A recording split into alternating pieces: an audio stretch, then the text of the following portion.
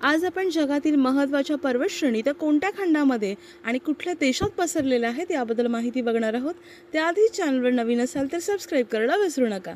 चला आता सुरू करूया। पहिले आहे रॉकी पर्वत, जे की आहे उत्तर अमेरिकेमध्ये, आणि हा पर्वतश्रेणी ही अमेरिका आणि कॅनडा या दोन देशांमध्ये पसरलेली आहे। सेकंड आहे अँडीज पर्वत, जे आहे दक्षिण अमेरिकेमध्ये। तिसरा आहे आल्प्स पर्वत, जे की आहे युरोप खंडामध्ये। ही पर्वतश्रेणी ही 8 देशांमध्ये पसरलेली आहे। तर आपण फक्त महत्त्वाची नावं लक्षात ठेवूया, ते म्हणजे इटली आहे, फ्रान्स आहे, जर्मनी, स्वित्झर्लंड आणि ऑस्ट्रिया। ठीक आहे, ऑस्ट्रेलिया नाही, ऑस्ट्रिया।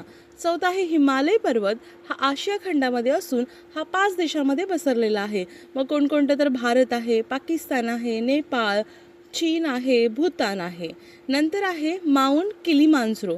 तर बघा, हा आफ्रिका खंडामध्ये असून माउंट किलिमांजरो हा टांझानिया या देशामध्ये आहे। कोणत्या? टांझानिया। सहावा आहे ग्रेट डिवायडिंग रेंज, तर कुठे पसरलं आहे? ऑस्ट्रेलियामध्ये पसरलेला आहे। आय होप तुम्हाला हा व्हिडिओ समजला असेल आणि आवडला असेल। अशाच व्हिडिओसाठी चॅनलला सबस्क्राईब करा, लाईक करा आणि शेअर करा। धन्यवाद।